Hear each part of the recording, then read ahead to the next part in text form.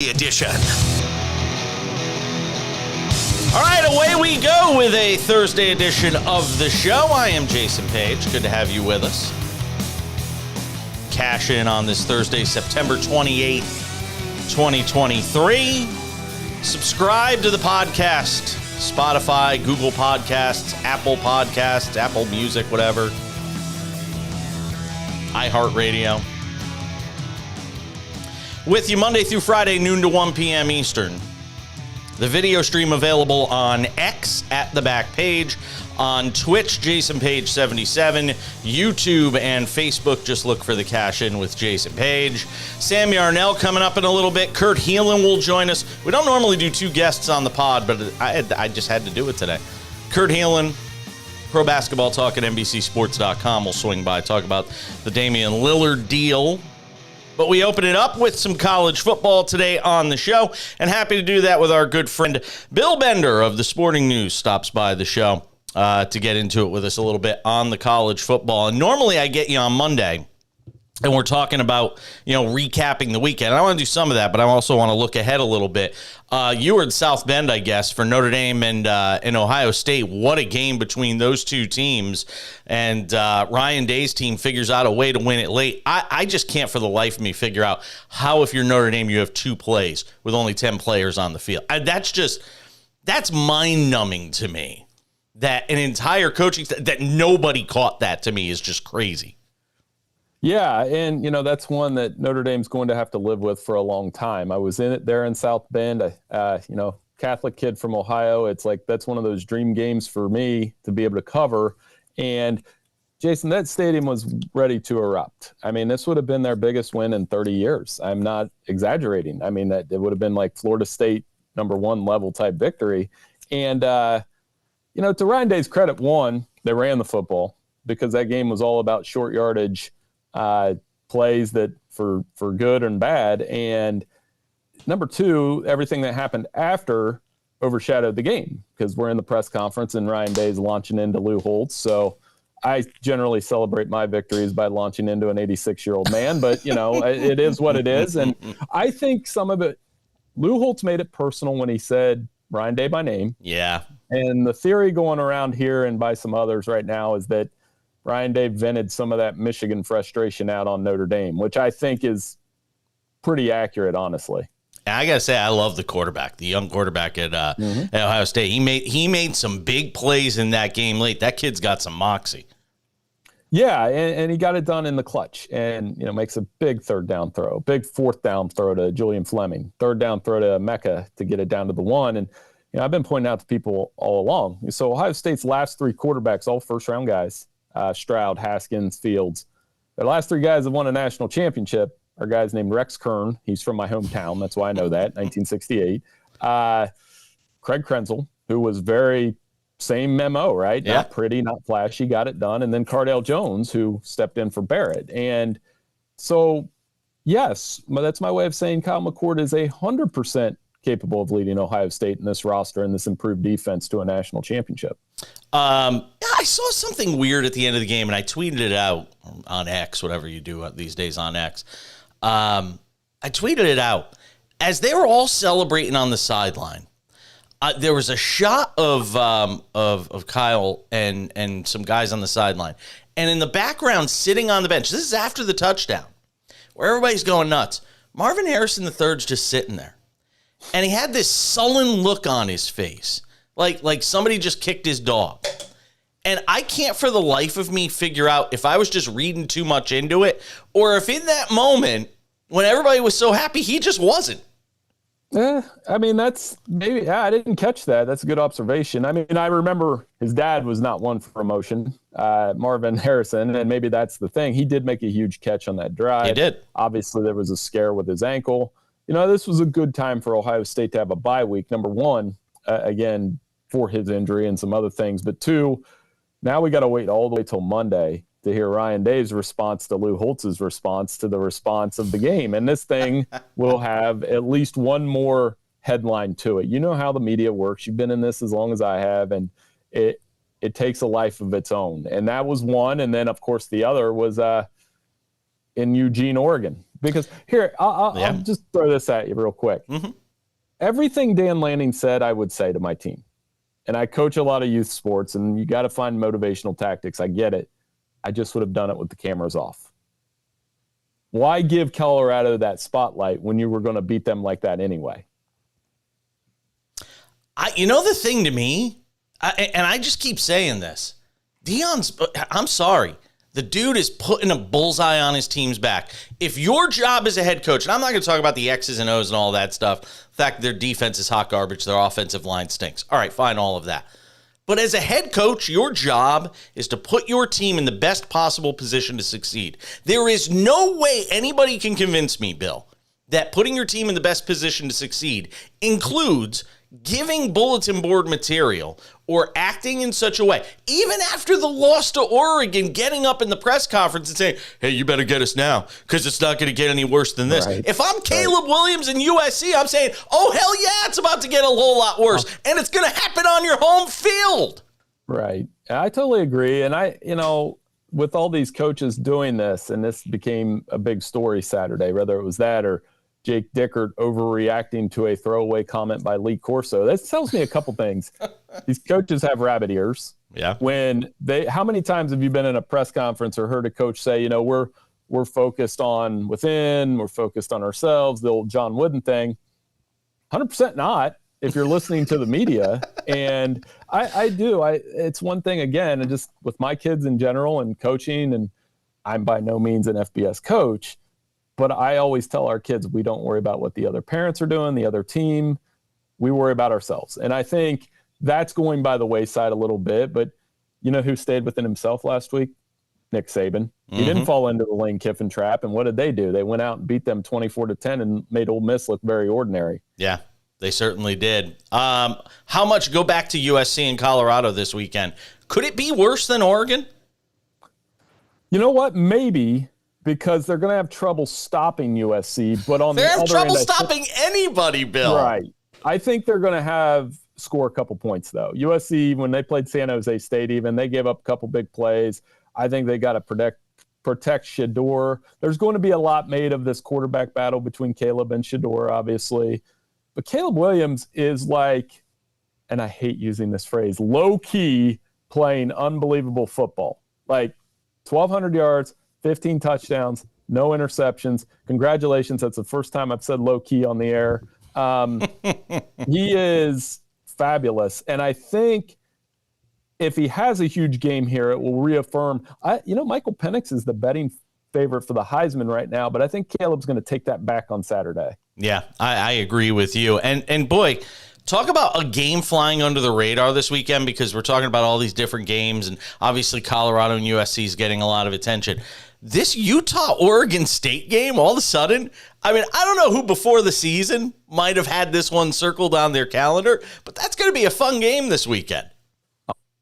Stoked. Friday night, that's a good one to watch. You always like having one on while you're doing things Friday night, getting ready for Saturday. And the big question is, does Cam Rising play? He's been splitting reps in practice this week. Utah just keeps, for all this talk about flair and flash and press conferences, Utah might be the most boring, awesome team in the country. To beat UCLA 14-7, their defense is elite. But you can bank on them every year losing one game they're not supposed to lose, right, and shooting themselves in the foot and not winding up in the playoff picture. Every year. Typically a road game. Yeah. And that's why this is intriguing. They're almost untouchable at home at this point. And this could be that game. Now Oregon's backed into a corner. Should be a lot of fun watching that one. I got Utah in the game. I picked against them against Florida in week 1 against the spread. I've learned my lesson. I'm going to roll with the Utes until they lose. Give Kansas any shot against Texas? I'm intrigued because they've got a good running game. They've got 2 running backs that average combined 7 yards per carry.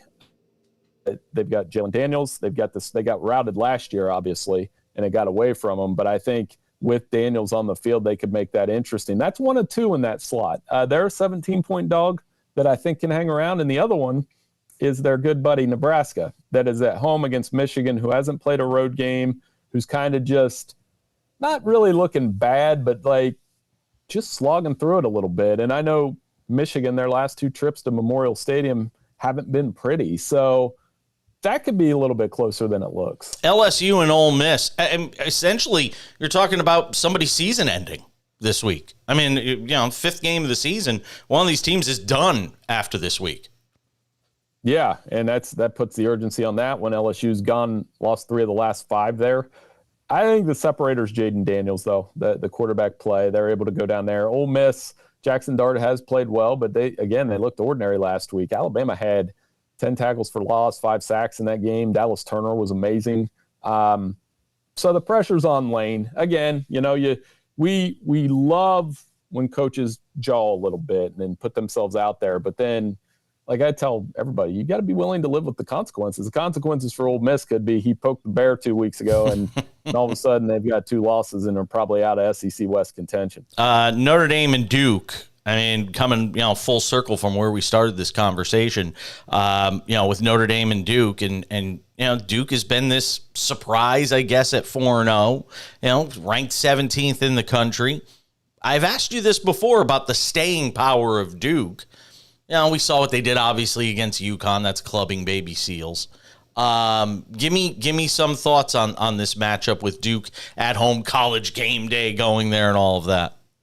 Big spot for them, obviously, and Riley Leonard, a dual threat quarterback making a lot of plays. And Wallace Wade Stadium, I mean, I lived down in Charlotte for 7 years. That's wild to think of that being the epicenter of college football for 1 week. It really depends on Notre Dame to me. Which Notre Dame shows up? Is it the one, because I've read stories all the way into Wednesday from players such as Joe Alt and Audric Estime talking about the hangover from last Saturday. Now they got to refocus, because last year when Ohio State beat them, they turned around and lost to Marshall. So they can't do that here. Mike Elko, really good underdog, 6-1 against the spread as an underdog. So I'd ultimately think Notre Dame wins this game. It's probably uncomfortable quarters, and they'll still be in the playoff mix if they do. Now, if they lose, what the narrative on Freeman's going to change a little bit, because they'll be already out of the playoff hunt.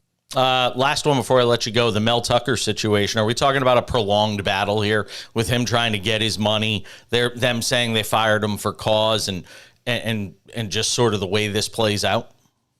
Yeah, maybe. And it's ugly, and it's not good. They're going to want that to go away because they're trying to bring in another coach. And as you look at that coaching search, which hasn't really began in earnest and probably won't until we get into November, they got to find a no frills, no sizzle type coach. Mel Tucker was kind of not that. And, when they hired Mark D'Antonio, that's the hire I'm talking about. Nobody said, wow, they got Mark D'Antonio, and he turned out to win 3 Big Ten championships and dominated Michigan to some extent, and even got him to the playoffs. So Chris Kleiman was kind of the guy I thought, but I heard on Sirius yesterday, he said he's not interested in the job. They need to find somebody in that vein, somebody that can coach like that.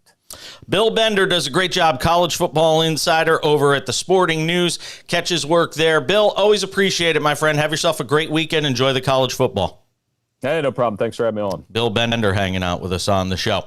All right, we'll come back. Kurt Helin, Pro Basketball Talk at NBCSports.com will join us. Quick timeout. Don't go anywhere. Lots more to do as we continue on this Thursday edition of The Cash In. You're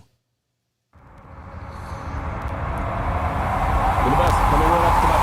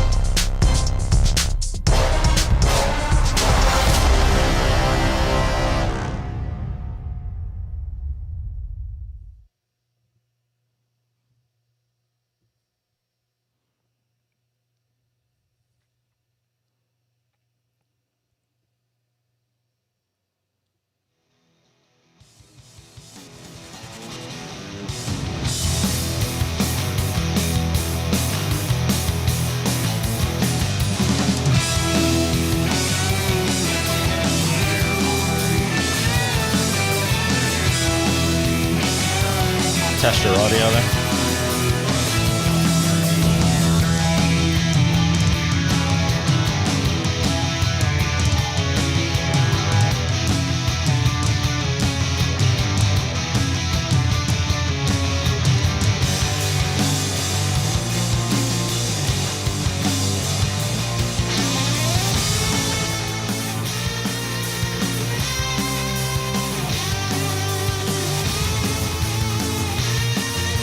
You don't hear me at all?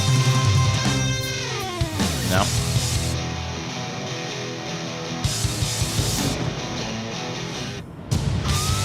No, I don't hear you.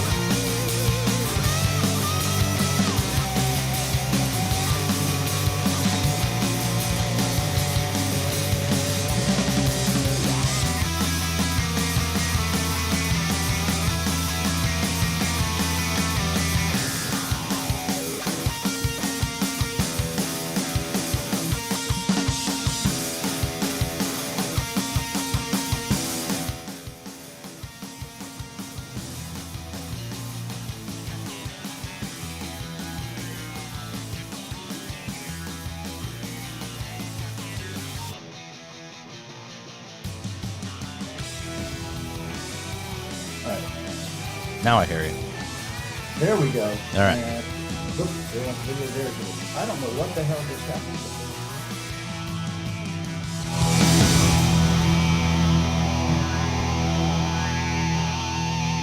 All right, good to have you with us on this Thursday edition of The Cash In. Had to take a quick time out there in between conversations with Bill Bender, who does a great job with the sporting news, and our good friend Kurt Helin, who stops by the show. Of course, Kurt, you can catch him over on NBCSports.com. Pro basketball talk is his jam.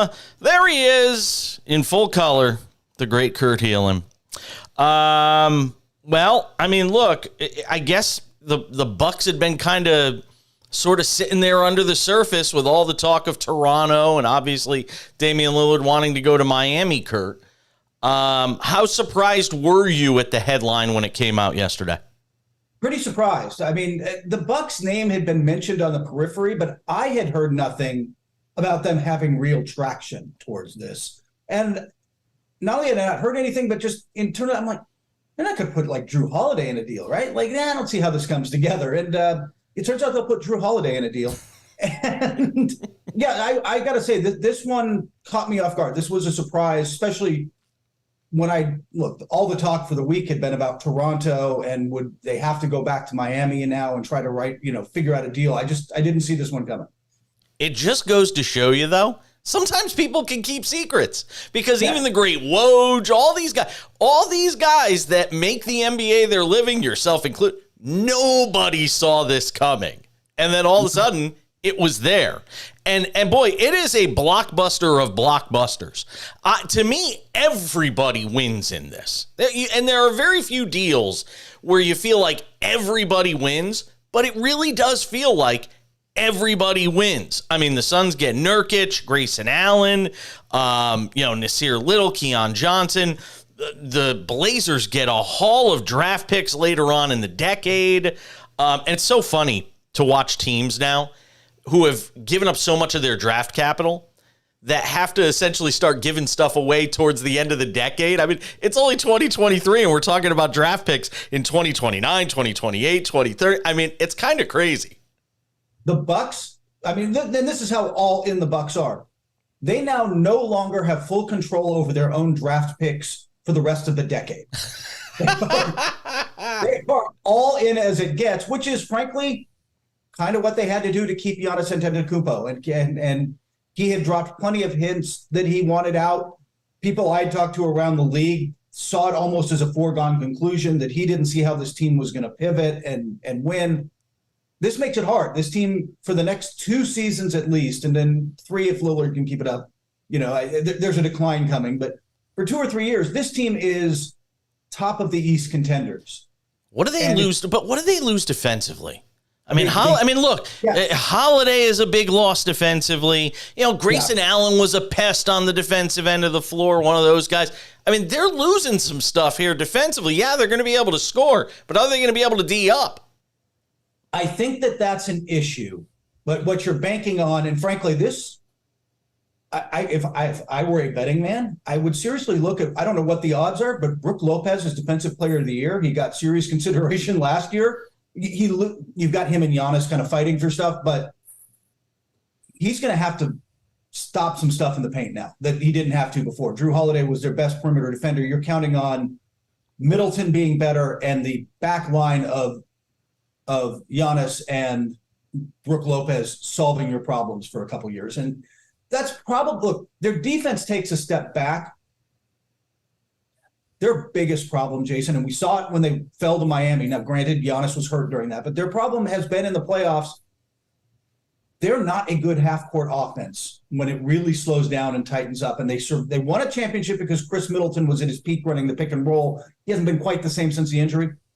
Dame solves their biggest problem. Dame just solves that going away. They definitely get better. They should be, frankly, they won 58 games last year. They were already at the top of the contender chart. But their defense gets a little worse. But I don't know. Don't you feel like this is sort of Denver in the sense of like, yeah, the defense isn't great.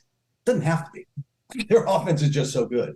Yeah, it's very true. Kurt Helin hanging out with us, Pro Basketball Talk at NBCSports.com here on the Cash-In on this Thursday with Damian Lillard having been dealt. There's no chance that Lillard pulls a no, but I want to play in Miami here, right? I mean, there's no way he's going to pull that stunt now, right?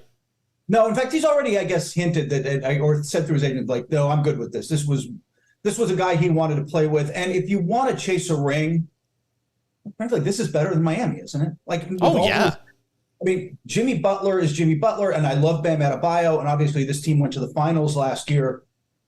But you're counting on Butler being healthy. You need some breaks, and I'm not sure that peak Heat, even with Lillard, was better than peak Bucks, or certainly the wild card out there still is. Do you know what peak Celtics is going to look like with Porzingis? Because like that. It could be really good, or not quite as big. But if it's really good, I don't know that it would have been enough. So be a fun Easter. Let's get them both healthy into the Eastern Conference Finals, because I think that'd be a really entertaining NBA Eastern Conference Final. Would there be anything, by the way, kind of as amusing as the Heat still pushing or beating the Bucks? Is Jimmy Butler crying sour grapes here with the whole tampering thing? Is the NBA going to look into this at all? They might, but honestly, who doesn't? First off, who doesn't tamper? Like, I find the tampering thing, like, my favorite stat from Sports Track, who follows these things. Oh, they're great. I love Spot Track. Yeah. Spot Track. I want to call them Sports Track. Yeah, that's all right. Spot Track. They tracked it. 73 guys signed in the first 24 hours of free agency this year. But there's no tampering in the NBA. Nobody was talking before those 24 hours. There's no. It all just happened right as soon as they start. Exactly. It makes me laugh too, because I used Spot Track yesterday because I was talking about Jimmy Butler complaining about having to fill up his gas tank in his Rolls Royce for $145 and complaining about it and just getting hammered for it on social, as he should. When he just signed a 3-year, $145 million deal or whatever it was. Yeah, they Keith Smith and the guys over there do an amazing job. But I just think this is the best thing for Lillard. If he wants a ring and that to round out his legacy, there is no better place to do it. Doesn't it feel like they're going to get one of the next two? It kind of feels like they should. I mean, you never know. Nothing's a given, man. The Jets are going to be great this year. Exactly. How about for Phoenix, though? We were talking about what are they going to put around this, this threesome they have there. They part ways with Ayton, which was obviously, I think they feel like is addition by subtraction. And they bring in these other pieces and guys that they hope can sort of play these complementary roles around their big three there. Give me some thoughts on what Phoenix added here. I think I've still called a little neutral just because Nurkic is a big drop-off from Ayton. And he's just, remember a couple of years ago, I think just before the pandemic, he had the compound leg fracture. Yeah. He's never been quite the player he was before. But he is a big body who knows how to be in the paint. If he can be at all mobile and stay healthy, he plays defense just by being big in the paint, right? Like that, there's a value to that. But what they really get, like you said, they get depth and shooting. And I'm not sure about Keon Johnson. if he can crack that rotation, we'll see. But Nasir Little absolutely can. Grayson Allen, like they've added quality shooting to this roster and some depth, which is what they need because they're going to win a lot of regular season games just with Durant and Booker and Beal. But they need to round out. And if nothing else, Nurkic is an innings eater, right? He just gets them through the regular season. Yeah, he certainly does. Rounded out with Portland, look, I think they did about as well as they could possibly do given the circumstances. They get a huge draft pick haul, as we mentioned. They add some pieces. And now, look, for better or worse, it's Scoot Henderson's team, and this is his time. And Anthony Simons and Shaedon Sharp, like they've got really athletic young guys there. And you really did need to turn the page and just turn them loose, right? And by the way, Ayton fits with them. He's only 25. He's on the timeline. He's incredibly athletic. He gives them. He wanted more touches. He wanted a bigger role in the offense. He should get that now. But yeah, they get this. Plus, let's not forget they're going to get one or two more picks and another young player or something back in the Drew Holiday flip. Mm-hmm. Like, there is more to come with this deal for them. And it's funny, when I did winners and losers, I left them as TBD, but kind of a winner. Like I like this deal for them, but the real value comes with whatever they end up flipping, whether it's to Miami or the Clippers or there's the Boston thing just doesn't work. I know it's out there. Philly, how about a three-way? We'll take, and I think Jake Fisher put this out there. Drew Holiday to Philly, Harden to the Clippers. Everybody sends picks to Portland. I like it. It could work. Yeah, we'll see. Is this Harden thing going to ever get resolved, or is this it just is what it is right now? First off, did you see the video from yesterday? Yes. I want to get invited to his parties. Like he's off the hook, but like get an invite to those parties. I don't know. I think it's going to get messy and ugly, and we just mentioned a trade that's kind of a long shot. Yeah. There's no other good. That's still maybe the best answer on the table. Nobody wants a piece of this right now, and he's got to show up to camp for CBA reasons. So this is just going to be. It's a nasty divorce at this point, isn't it? Between him, right? Really, it really is. But go back to Drew Holiday real quick. Do you think that trade happened sooner rather than later? I think that yes, they would. I don't know that it happens before camp opens next week, but within the next couple of weeks, yeah, I think a week or two, it happens pretty quickly. And by the way, just for you cap nerds out there, Portland can't aggregate him with anything. It has to be only Holiday going out in this trade under the CBA rules. So it's Holiday is the only part of this. But yeah, I still think they get it done. There's a lot of contenders that could use him. By the way, NBA Finals betting right now, Milwaukee plus 360 to win it all, Boston plus 500, Phoenix plus 550, Denver Nuggets plus 650, the Lakers plus 1,200, fifth best odds, Golden State plus 1,700. How are the Lakers fifth best odds? I don't get it. Lakers Nation. But the Warriors, look, the Warriors, if everything goes right, but that seems like longer odds on Denver. But here's the thing. I keep saying this. I love the Warriors just from a value standpoint. Yeah, exactly. I love the Warriors at plus 1,700. Yeah, they are. Look, they and the Lakers to a degree, they both fall. I've started working on my tiers, which aren't going to come out till like days before the season starts. But when I started putting teams there, I've got them in my second tier of contenders. Things have to really go right for them. I said it though. If everything goes right. Absolutely. If everything goes right, they could still win a championship with this team. Absolutely. I couldn't agree more. Before I let you go, anybody going to sign Dwight Howard? Taiwan? No, I don't think so. Instead of Cancun, when teams lose at the end of the year, we're just going to, every time we mention Dwight Howard, we're just going to say Taiwan. Exactly. Pretty much.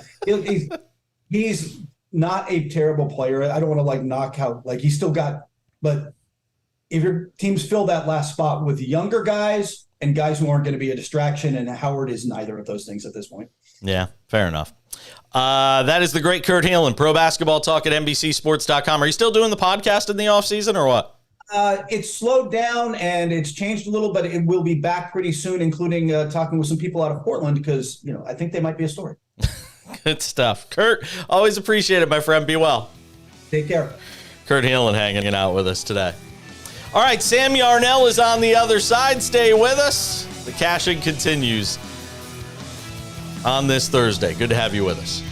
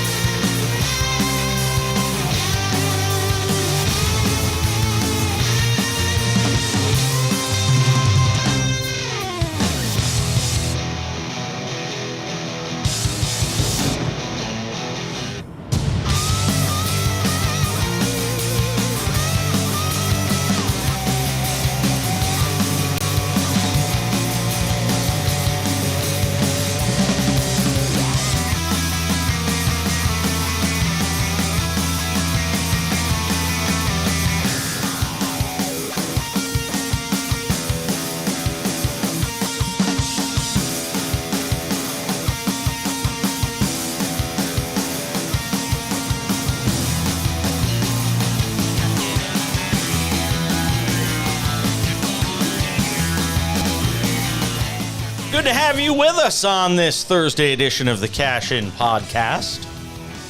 I should call it a vodcast because it really is a vodcast. Podcast doesn't do it justice.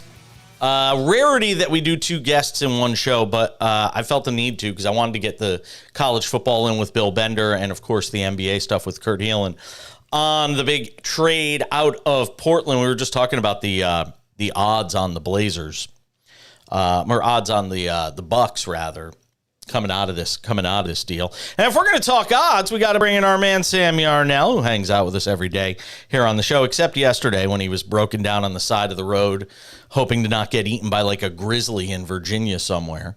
Hi, Sam. Welcome back to the show, my friend. It's great to be back, Jason. I think you might need to make a road trip out here to Virginia and see the wildlife we have, because there definitely aren't that many grizzly bears along the I-95 corridor in central Virginia. But who knows? You know, my brother would be thrilled if I came out there. He's in Fredericksburg. He's been trying to get me to go out there since they moved there a few years ago. I haven't made it out there though. Home of the Fredericksburg Nationals. Yeah, the Fredericks are they the Keys still? Are they still the Keys or are they no? Oh. So that's Frederick, Maryland. Oh, okay. Frederick Keys. Fredericksburg. Fredericksburg is in Virginia. All right. The Nationals. You don't need to talk to me like I'm a fourth grader. Then again, a fourth grader might actually know the answer to that. So fair enough. That was fun. Good stuff. So anyway. Kurt Helin, thanks to him for chatting with us for a few. And he agrees with me, by the way, on the Warriors being a great value bet at plus 1,700. Listen. That's a good value bet. If everything breaks right, that team can win. I'm telling you. Right. And we had this discussion a couple of weeks ago, right? Like if Steph Curry can play like his, Our job is to give value, though. That is a value pick. Picking Milwaukee at plus 250 is not a good pick because you're not getting anything for it. I haven't even broken into NBA odds, I know. But like off the top of my head, right? There are other teams I would put in front of the Celtics Warriors. Celtics plus 500, Phoenix plus 550, Nuggets plus 650, Lakers plus 1,200. Oh my goodness. What are we doing? It's someone out of the Western Conference besides the Warriors. It's either the Suns, the Nuggets, or the Lakers. I could go with any You like one Sacramento, of those three. too, at plus 5,000, if I remember, too. I thought that was the value play before the Warriors was my thing. Because really, Sacramento, they proved last year, right? They're a playoff team. If we're talking about everything breaking right, which team is the best value, it's the Kings. It's not the Warriors. Yeah, fair enough. All right, done with the NBA for the day. Still to come in the show, we'll give our Thursday Night Football picks, a game that Sam is really thrilled to talk about, by the way. He is so excited. Look at the joy in his face when I just bring up the Thursday night Amazon Prime game. Look at him. He looks so happy. That is the happiest looking guy in the world. So we'll get to that coming up. But I got to lean into this a little bit. Oh, God. We used to do the radio version of this show every night. And we were on in Houston. And our headquarters was in Houston. So I had to deal with the Astros fans. Oh, I had to deal with you every night. And last night, and look, nobody has been more complimentary of the Astros this year than I have. For this team to even be in the mix to make the postseason, much less win a division, is remarkable considering the injuries they have endured to that rotation. Altuve at the beginning of the year, Alvarez during the year, Abreu started off the year slow. They can't get anything out of the catcher spot offensively. I mean, this team overcame so much. And I actually had turned a little and said, you know what, man, give this team credit for what it's done this year. And then Hector Neris goes out last night and blows the whole thing. Here it is. Got him on 3 pitches. Ran a splitter in on him. Julio strikes out. Neris strikes out the side, and he strands Crawford. Watch out now. Here comes Neris talking to Julio. And everybody's emptied out. Bullpen start to empty. This is one of a number of times something like this has happened. Now, Eugenio Suarez having some pretty firm words. Manny acted trying to move him back. Both sides finding some distance now. Watch Neris here. He goes right after him like this. That's what it's about. Wow. Yeah, that is uncalled for. They get away with a lot of stuff in this game, but that right there is uncalled for. When have you ever seen something like that? Boy, that's the emotion of the moment, just taking over a guy too much. Seriously, what are you doing, Hector Neris? Now, everybody's going to come at me and say, you're just hating on the Astros. You don't like Houston. They hate us because they ain't us. They don't like us because we win championships and all of that. First of all, I can give you lots of teams that win championships that nobody hates. So stop. I can run through a long list and you'll look like an idiot. That's first of all. Secondly, I want to give you this. Teams represent cities. Fan bases represent cities. For those of you in Houston that have been coming at me on X out of your parents' basement, for those of you that have been coming after me, just think about how you represent Houston. Just think about how people, and there's been a ton of it. You just go look on my X feed at the back page, and how these people have come at me, which, by the way, I really couldn't care less. I could not care less about what Astro fans think of me, what you think of me in Houston. I just don't care. Which is why, if you've noticed, I think I replied to one person. Out of all the replies, I replied to one person because it was a fellow journalist and their take was just idiotic. But to me, if I'm a fan of Houston, if I'm a resident of Houston, I'm disgusted by what I saw last night. I don't care that Julio Rodriguez hit a home run off Neris last year and rounded the bases and showboated a little bit. Guys do that every day in baseball. Guys do it every day. You know what Julio Rodriguez didn't do as he rounded the bases? He didn't walk towards Hector Neris. He didn't cross home plate and go out towards Hector Neris and try to stick it in his face. No, he ran around the bases and got excited. So Hector Neris strikes him out of here. Could you imagine? I want you to think about this for a second. Boy, you want to talk about living rent-free in somebody's head. Because that's the other comment I see from asshat fans down there in Houston.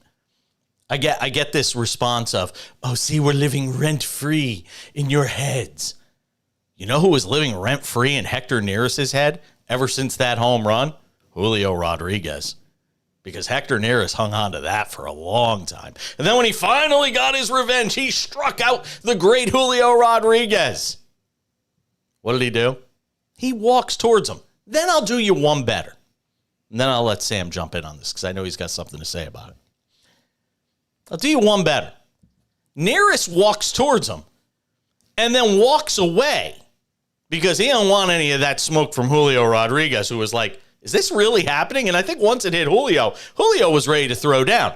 And then Neris goes and hides behind all his teammates who come pouring out of the dugout and out of the bullpens, and everybody kisses and shoves and hugs and talks to each other about where they're going for dinner later.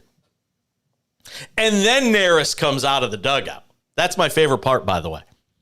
Neris comes out of the dugout after the fact, after everybody's in between them all, then he's the tough guy who comes out of the dugout. So spare me the whole, it's because teams don't like us. It's because, fans don't like us. No, to me, it's about how do you want to be represented as a city? And if you're a Houston Astros fan, if you want to be, they want to play. Everybody wants to be the villain. Everybody wants to be the heel. And now Astro fans we're going to embrace. We're going to lean into the idea that we're the bad guys. We're the heel. You don't have a choice but to lean into it if you're a fan of this team, because you are the bad guys. Go ahead, Sam.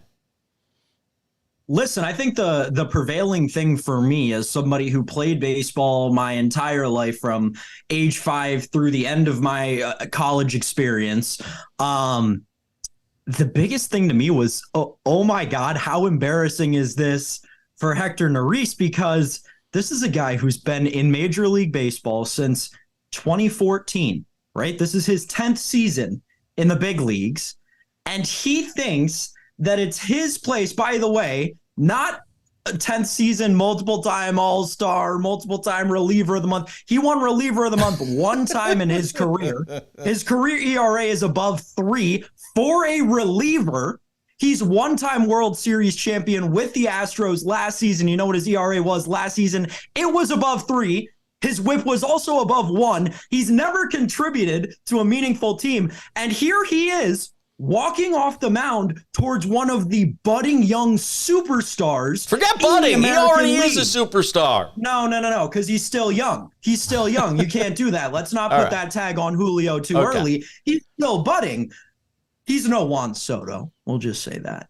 But Jason, I don't have the same animosity towards, as the Houston viewers of the pod know, right? I keep their stadium right above my shoulder every single day. I got a picture of their stadium right there. And then I got a ball signed by one of the most famous Astros moment participants right here, right? I got my Howie Kendrick ball right here because I know Astros fans love him. No, listen. No love lost for Houston. Embarrassing moment for Hector Neris, a guy who's in his, count him, 10th MLB season, walking towards a guy who's in his 2nd, barking at him as if he needs to assert his dominance over a 22-year-old, 21-year-old. I'm watching. Every time I sit here and watch the video again of it, and I see Hector walking off the field and then coming back out like he's some tough guy when there's 70 people between him and Julio Rodriguez. I'm just like, come on, man. Talk about Hector Fugazi. Neris. Talk about Fugazi. My God. Hector Neris is 34 years old. Julio Rodriguez is 22 years old. Yeah. Hector Neris was in 7th grade when Julio Rodriguez was born, and he thinks that he has the place, the standing to walk off. You know how many people I've seen wearing a Hector Neris jersey ever? Phillies or Astros? I can count him on 0 hands. 0. Ridiculous. Yeah. Ridiculous. Know your role. Know your place. Yeah. Don't get me wrong. It's great that you struck him out in a big spot. Yeah. Do whatever you want. I wouldn't even care if it was a fist pump or I wouldn't even care. Do it towards your own dugout. The thing that drives me nuts is, and I've never seen anything like this, literally walking towards him. It's the final out of the inning. Like, I don't get it. I don't get it at all. Know your place. Just know your place. Some self-awareness, something like that. And I'll throw one last thing on this, and then we'll go into the other stuff I want to get into with you. I'll tell you who's pissed. No, this will not come out because a lot of teams are good at keeping this stuff in-house. The guys in that locker room who play with him, they're pissed. And you know why? Because next year, they can't throw a Hector Neris or Neris or whatever his name. They can't throw at him because he doesn't hit. But you know what? Somebody on the Astros next year is going to get it, and they're going to get it because of what Hector Neris did. And trust me, I have been in a million Major League Baseball locker rooms. I've interviewed a ton of players over the years. They do not like when a pitcher does that because a pitcher doesn't have to come up and hit. A pitcher doesn't have to come up and face the music for what they do. But those guys on the Astros who have to come to the plate, one of them's going to get it. And they're only going to have Hector Neris to blame for that. So. Well, listen, let's not get too far ahead of ourselves. We don't need to think all the way to 2024. Actually, let's back this up just a little bit. What happens if these two teams meet in the playoffs? Now the Mariners, they've got that fire lit. And oh my goodness, the Astros have literally made this mistake before. They did it in the 2019 World Series. They're going to throw Neris out there against the Mariners, and he's going to melt down. And it's going to be exactly like Will Harris in the 2019 World Series. So, I mean, tale as old as time for Houston. I apologize in advance to the fans for when that happens. Should the Mariners make the playoff? I don't know, man. The Mariners, they're not doing too hot right now. They might not make the playoffs. I'm just laughing. If they do, that'd be wild. I'm just sitting here laughing because my timeline on it's just nonstop. And just some of the stuff. Jason, remember when Julio did almost the same bleep when he hit a 2-run home run? No, he didn't do the same thing. He did not run out towards Hector Neris after he hit a home run. He did not actively try to provoke some sort of altercation with Hector after he hit his home run. Stop trying to gaslight this thing. Stop. Your guy was in the wrong. Why can't fans just say when their guys are in the wrong? I have no problem saying, that Domingo Germán should never be a New York Yankee again. I have no problem crushing the Yankees when they do something stupid. Why can't Astros fans, why can't fan base it? It just blows my mind, the fan goggles view of things. I've never been that guy. And I'm sure some of these people are like grown men. Not just, 22 and 23-year-olds. No offense. I was gonna say. No offense. You're very mature for your years. We get all that. You're not every 22 and 23. Dodging strays out here. I know. But to me, it just blows my mind. I'm not gonna lie. I tweet and post a lot of things on X, and some things get response, some things don't. I was shocked at the level of vitriol from Astros fans, and that most of them were just like, yeah, we own it. Party on, dude. That's why you're Houston. Listen, at the end of the day, those of us on, maybe this is only us 22 and 23-year-olds, but those of us on baseball Twitter, on actual baseball Twitter, not just our individual team Twitters, Astro fans, those of us who are actually involved in baseball Twitter, whenever the fan rankings come out, right? And the tier lists come out and people are, national outlets are like, these are how we rank fans and that kind of thing. There's a reason the Astros are always towards the bottom, man. They're just like, their fans are way too online and way too mad all the time. And I get it. Like I do. They've been through the ringer. Don't get me wrong. And this is where I will go a little bit against the team and the fans and the city are all grouped together, because I will say that the organization, not Houston Astro fans, right? The organization from Alex Cora to the GM that came over from the Cardinals and stole all that data and stuff. All of the people in that front office put the fan base in a horrible spot. I felt, right, because as a fan of many teams myself, right, that are bad and have gone through some terrible storylines, the Taylor Hall jersey right here, it's a really hard spot to be in when you're that online.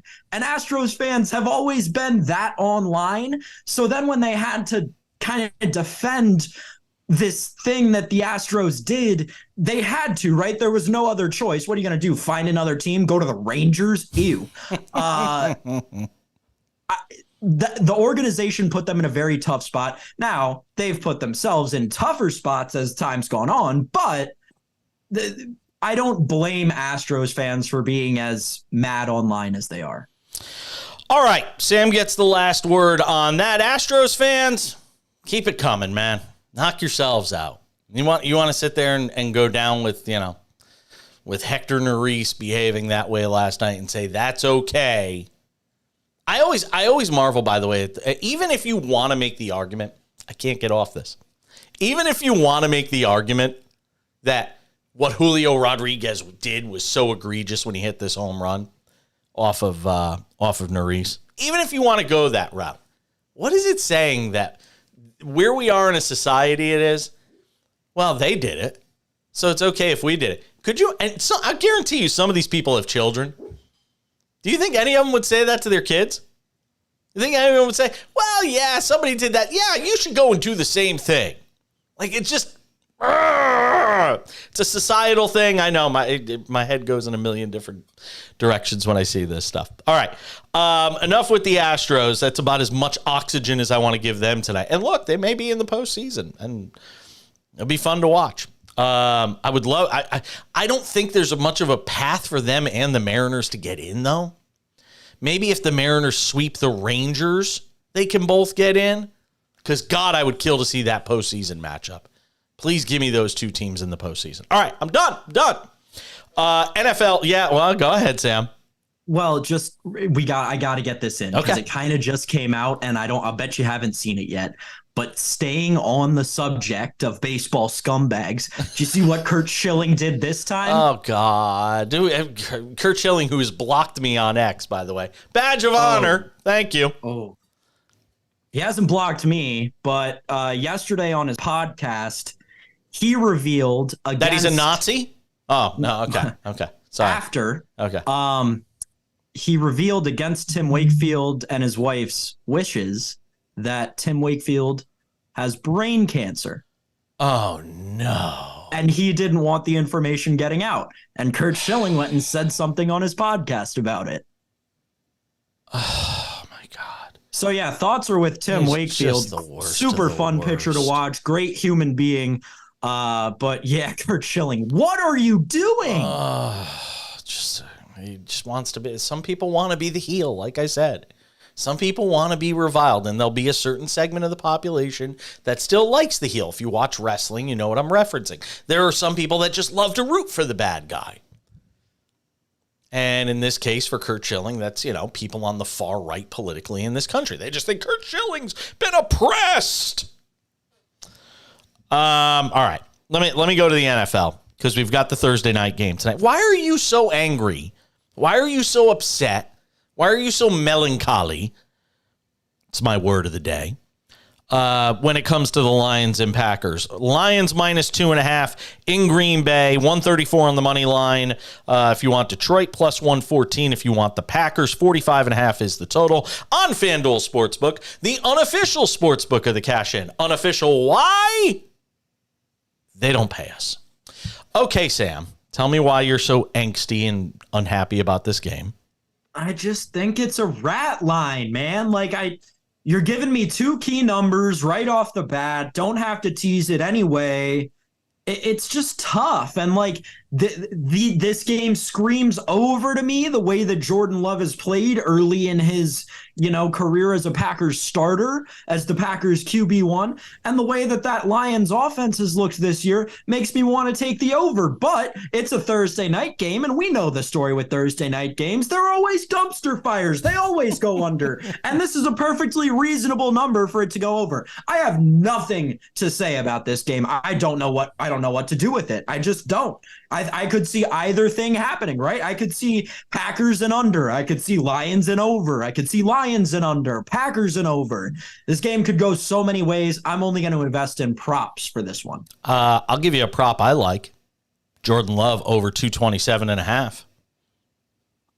I was thinking more in the market of Jordan Love over 20.5 completions at plus 102. Jordan Love over. How about the rushing yards? How about the rushing yards? 16.5. Running for his life. that's under the predication that Hutchinson will get into the backfield pretty quickly, right? And I don't think do we know Bakhtiari's status? Is he definitely out for this game or definitely in? Have they said yet? That would depend a lot on his rushing yards to me, because that Packers O-line has really struggled when David Bakhtiari's been out, last season, example one, right? But Bakhtiari's been ruled out. Yeah, okay. So I makes me a little more think that he's going to be running for his life.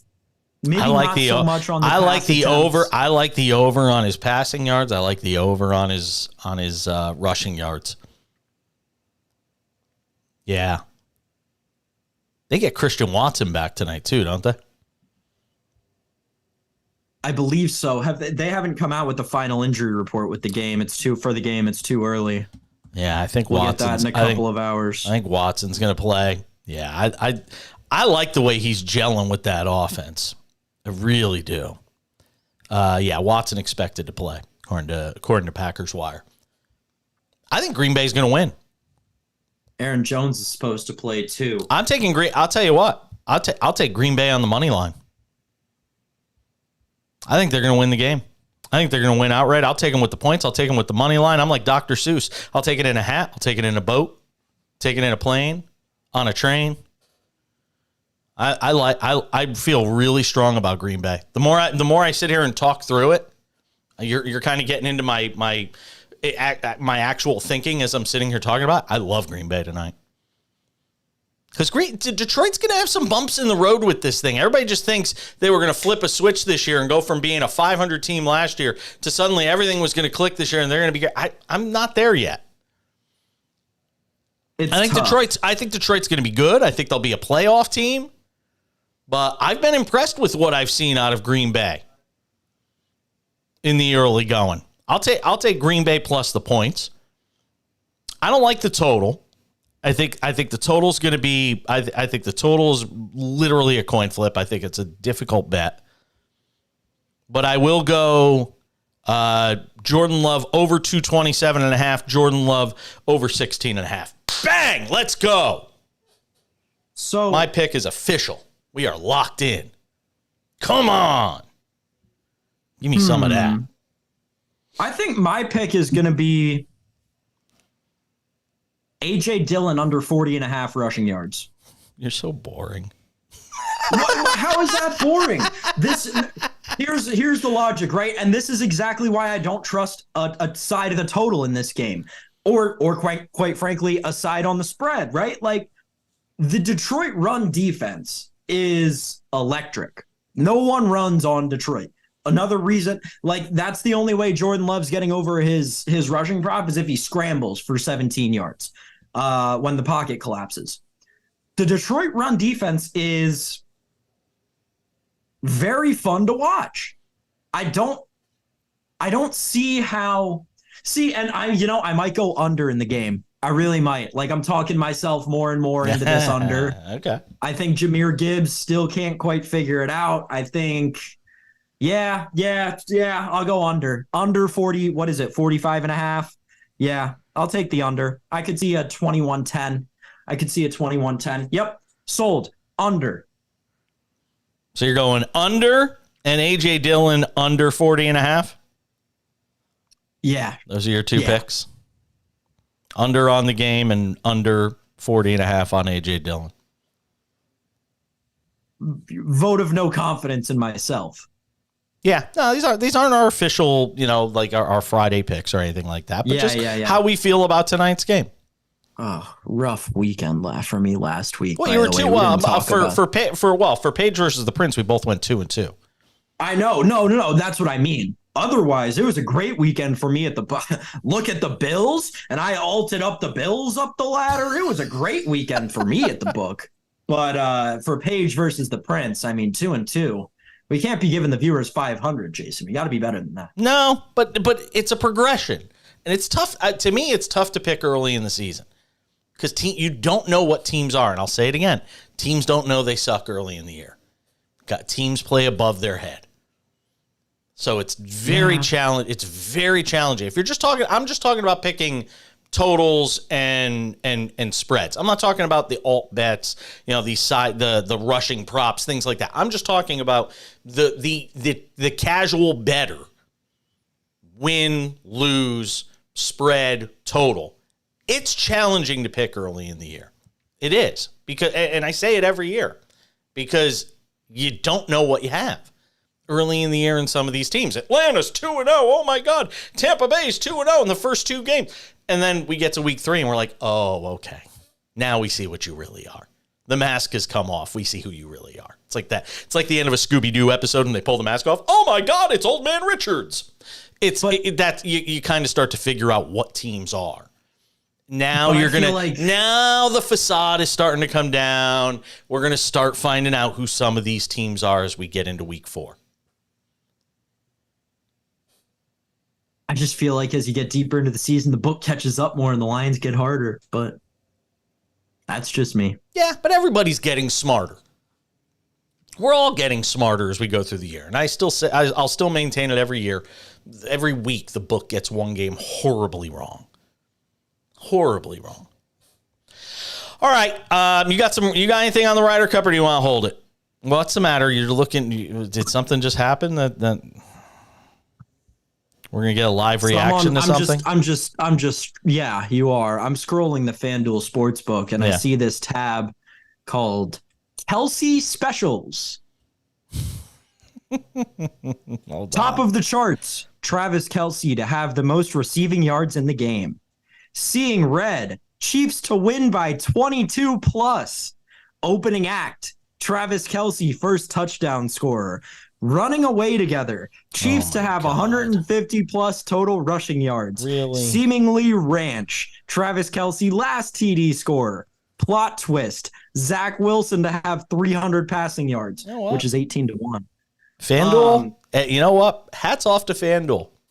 That's great marketing towards all of the Swifties. Brilliant. It's positively brilliant.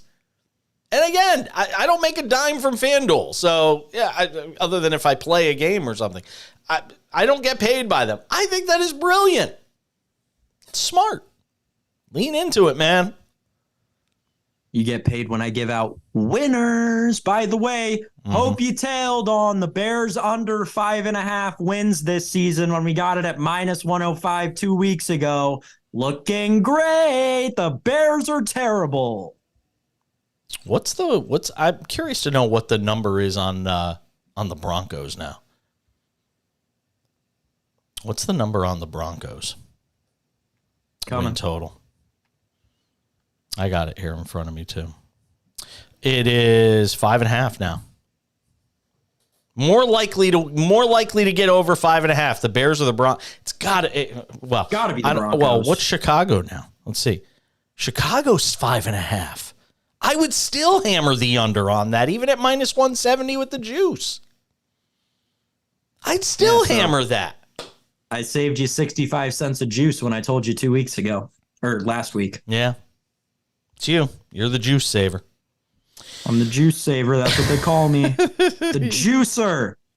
You are the juice saver. All right. I'm going to go. We're not talking about the Ryder Cup. We already ran long today because of my interviews and clock management and all that stuff. So I figure we'll get into the Ryder Cup with live betting after round 1 tomorrow. I like that.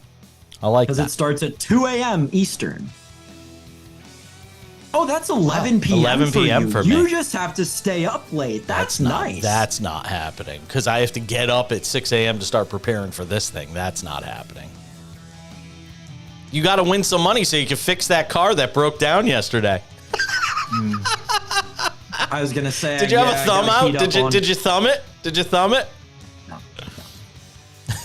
I would love to see you hitchhiking. Get into some guy's pickup truck. He's got like a Rottweiler in the back seat. Hey son, where I gotta take you? Well, how about we come spend the night at my place?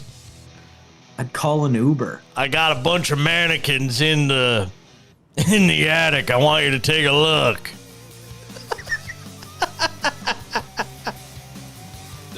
It's gonna do it for us. Bill Bender, Sporting News. Thank you, sir. Kurt Helin, Pro Basketball Talk at NBCSports.com. We love you, Kurt. Sam Yarnell. Page versus the Prince tomorrow. Who knows what else? That's the cash-in for this Thursday, September 28th, 2023. Like, subscribe, check out the podcast on all your favorite podcasting platforms. Watch us here every day, noon Eastern. X, Twitch, Jason Page 77 on Twitch, Facebook and YouTube as well. We'll see you tomorrow.